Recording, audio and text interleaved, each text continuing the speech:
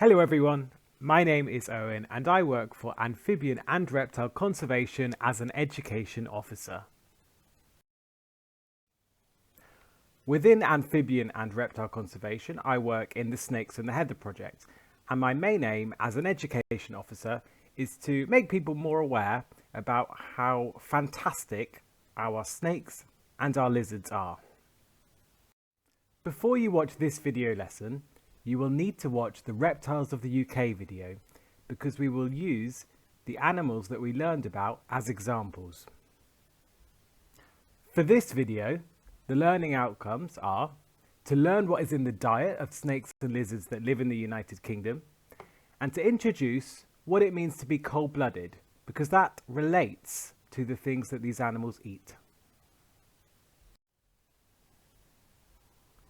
So let's start by examining what do different animals eat. I've put up 4 images here and I want you to call out what you think each animal eats. So call out after I say the name. What do you think the polar bear eats? What do you think the sand lizard eats? What do you think the crocodile eats? And what do you think the jellyfish eats? We know that, like us, animals have to eat. But why do animals have to eat? All living things need energy and nutrition. So I want you to think for a moment about yourself and think what it feels like when you're really hungry and you don't have any energy. That's not a very nice feeling, and it's the same for animals. Animals need energy to carry out all of the body processes required to maintain life. So without energy, an animal cannot move, it cannot digest its food, it cannot reproduce, it cannot grow bigger, it cannot even breathe. We need energy to do all these things. And in animals, we get the energy from the food we eat. And different animals eat different things. Why do you think that is? Why would different animals eat different things? Well, that is so they can get the right nutrition. Different animals need to eat different things to get the right nutrition. And this is a bit of revision. You will have learned the words herbivore, omnivore, and carnivore. So this is an example of different kinds of animals that eat different kinds of foods. Let's use the example of the UK reptiles, and let's start with the awesome adder. Adders are carnivores. They eat rodents, lizards and young birds. And what I've done is I've put a simple food chain on the bottom of that slide.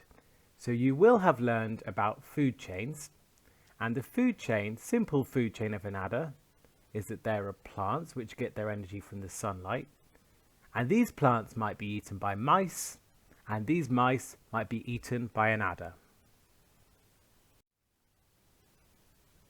Now let's look at the secretive smooth snake, which is also a carnivore, and its favourite foods include small mammals and especially lizards.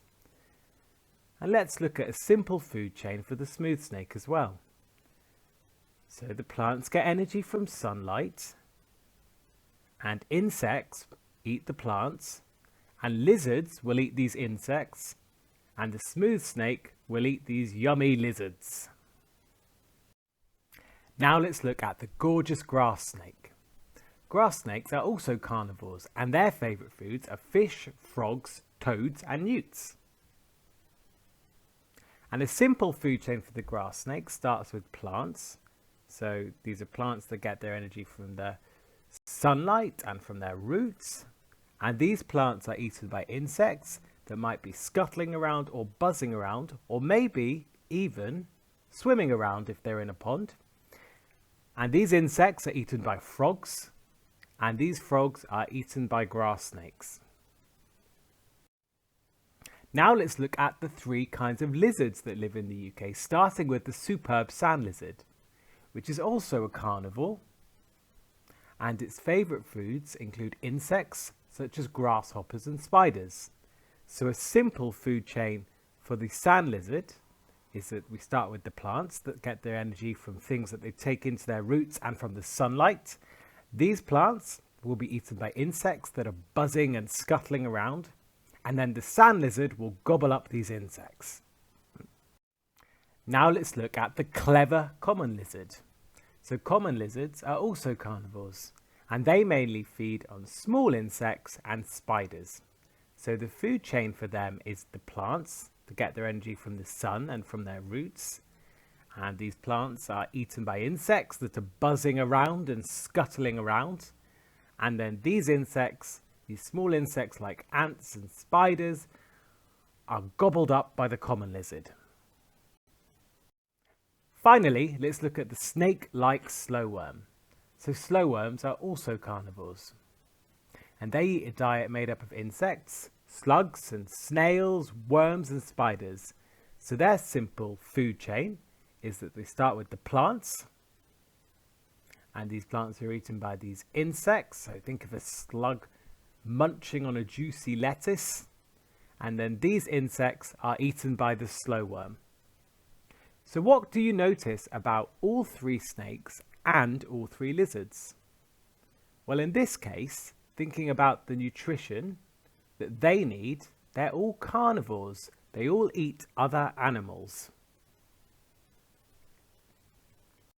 So let's remind ourselves what the UK snakes and lizards eat. Well, they're all carnivores. They all eat other animals. They all eat meat. They are not herbivores. They don't eat plants. So they, over time, evolved to become predators that ate animals that ate the plants. Let's look at each of the pictures. The adder on the top left. Favourite foods include rodents. The smooth snake in the middle. Favourite foods include lizards. The grass snake on the bottom. Favourite foods include frogs. The sand lizard on the top right hand corner. Favourite foods are some of the bigger insects. The common lizard in the middle, which is a bit smaller, its favourite foods include some of the smaller insects. And the slowworm's favourite foods include slugs and snails. So you can see that they all eat slightly different things, so they're not always in complete competition with each other. They're able to eat slightly different foods, and in terms of nutrition, they get their energies from those foods, and because they eat other animals, they get lots of protein especially. Now we're going to play a quick game. See if you can match up the reptile on the left to the food that they eat on the right. I'll give you a minute to play this game.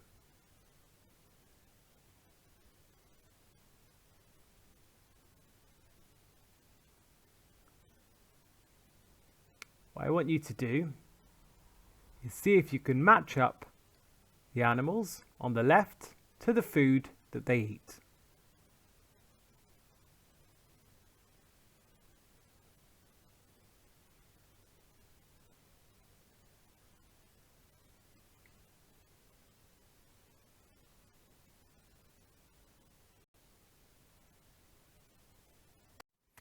How did you do?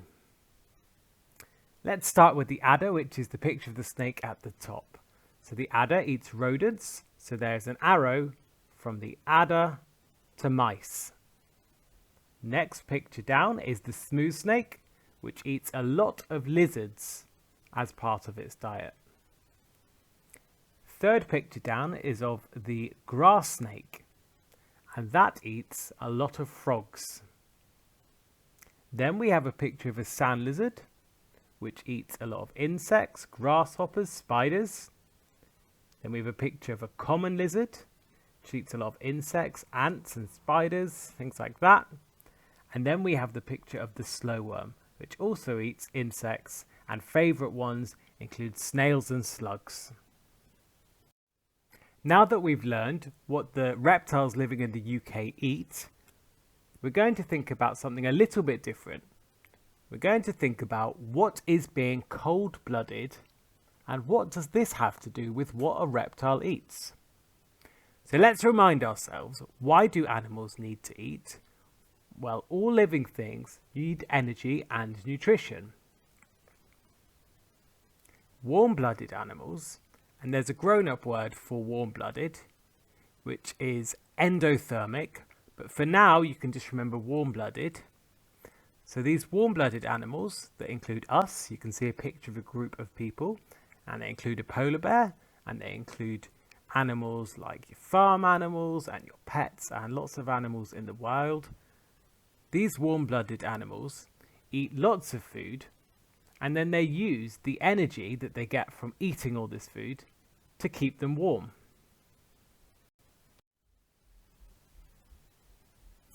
And there are some pros and some cons to that. So some of the good things about being warm-blooded is that warm-blooded animals can move around much more quickly without needing to warm up. Because they use the food that they eat to get energy straight away and to keep warm, they can move around quickly.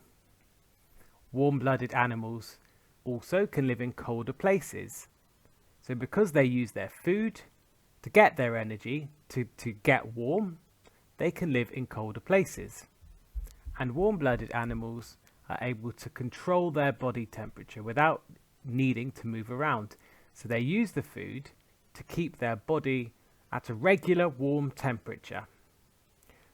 One of the downsides of being warm-blooded is that warm-blooded animals need to eat a lot more food than cold-blooded ones. So because they are always using this food to get their energy, to stay warm, they need to eat more food. So I want you to picture putting petrol into a car. So the food that we eat is fueling us, and warm-blooded animals need more of this fuel in order to stay warm, in order to keep the engine running. So warm-blooded animals need to eat more food than cold-blooded ones. So what about cold-blooded animals? Let's remind ourselves what we're thinking about. What is being cold-blooded and what does it have to do with what a reptile eats? And let's remind ourselves again that living things need energy and nutrition. And the warm-blooded animals eat lots to keep their energy up to stay warm. But cold-blooded animals, and the proper name for being cold-blooded is ectothermic, but for now you can remember the words cold-blooded. Cold-blooded animals do not use energy staying warm all the time. Instead of using all the energy from the food to stay warm, they use the warm sun or objects warmed by the sun to get warm. And I've got two pictures of cold-blooded or ectothermic animals in the bottom left of the picture. You can see a sand lizard and you can see a smooth snake. But all reptiles are cold-blooded. All 6 of our reptiles are cold-blooded. So what are the good things about being cold-blooded? Why are reptiles cold-blooded?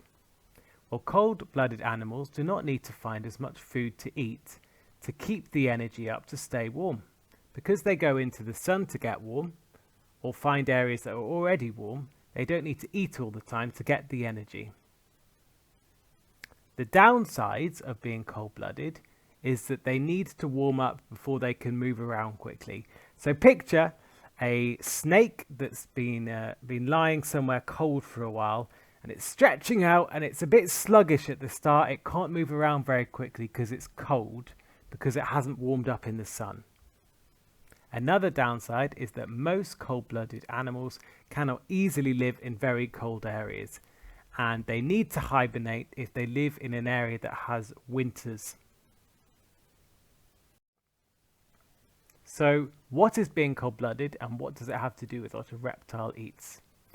Well, we learned that cold-blooded animals need to go into the sun to warm up, and instead of staying warm all the time from the food they eat, they get warm by going out into warm places. And I've got 2 pictures here of snakes in the UK. I've got a picture of an adder and I've got a picture of a smooth snake, and both of these snakes, and it's the same with all the snakes and all the lizards in the UK, they're lying out in a patch of sun to get warm. And because they warm up in the sun, and don't use their food to stay warm all the time, they can eat less food. So this behavior where they go and sunbathe is called basking. So reptiles lie out in the sun or in objects warmed by the sun to get warm. Now this basking means that they could eat less food. It's a behavior they do to warm up. But what about in summer when it's already warm? So basking often happens in the early morning from spring until autumn, or in the evenings. But in the full warmth of the day, especially in summer, in days that are already warm, because the air is warm, reptiles do not need to bask to get warmed up because it's already warm enough for them to move around. So they're already quick enough to move around when it's a warm day. But in winter, reptiles hibernate. So often reptiles move underground to conserve their energy. So the food that they have been eating over the summer, they maintain their energy, they go underground and they hibernate. So they go into a big sort of sleep underground, and only when it starts to get warm, and they can feel it start to get warm in the spring, they can feel that it's warm above them, then that is when they come back out and leave hibernation. There was quite a lot to learn and think about then, which was probably a little bit tricky. So really what I want you to remember is two main things. Reptiles are cold-blooded, and the proper word for that is ectothermic. But if you just remember that reptiles are cold-blooded. And the second thing I want you to remember is that being cold-blooded means that they need to use the environment to get warm.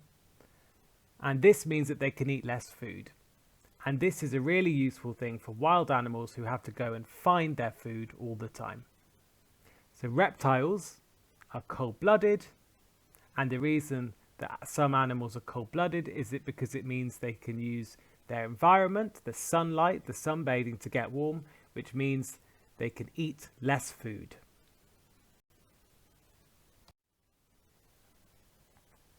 And we're going to finish with a quick quiz to see what we've learned. So I'm going to ask you some questions and I want you to say after me if the answers are true or false. So let's start. Animals do not need to eat. True or false?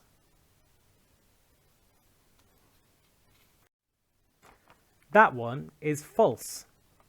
Animals need the right types and amount of nutrition because they cannot make their own food. So they get their nutrition and they get their energy from the foods that they eat. All of the UK's reptiles are herbivores. True or false? All of the UK's reptiles are herbivores.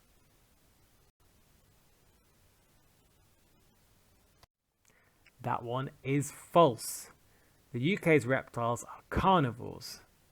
Adders eat rodents, smooth snakes eat lizards, grass snakes eat frogs, sand lizards eat spiders, common lizards eat ants, and slow worms eat slugs. All of the UK's reptiles are carnivores. True or false? The food chain of all of the UK's reptiles starts with plants. True or false?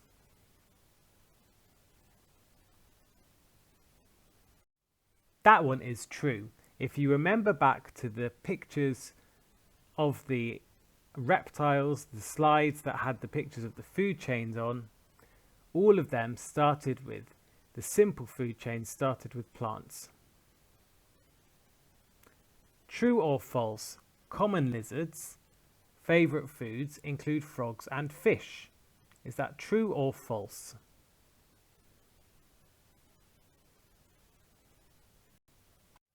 That one is false. Common lizards eat insects. Grass snakes like foods including frogs and fish. True or false? Being cold-blooded means reptiles need to eat every day to get enough energy. True or false? Being cold-blooded means reptiles need to eat every day to get enough energy. That one is false. Lots of warm-blooded animals need to eat every day to get enough energy, or need to eat fairly regularly to get enough energy. But reptiles do not need to eat that often. In fact, there are some really big reptiles, some of the biggest snakes, who only need to eat once a year if they get a really big meal. True or false? Reptiles bask to raise their body temperature. True or false? Reptiles bask to raise their body temperature. That one is true. Reptiles go into the sun or on objects warmed by the sun to raise their body temperature, especially in the mornings.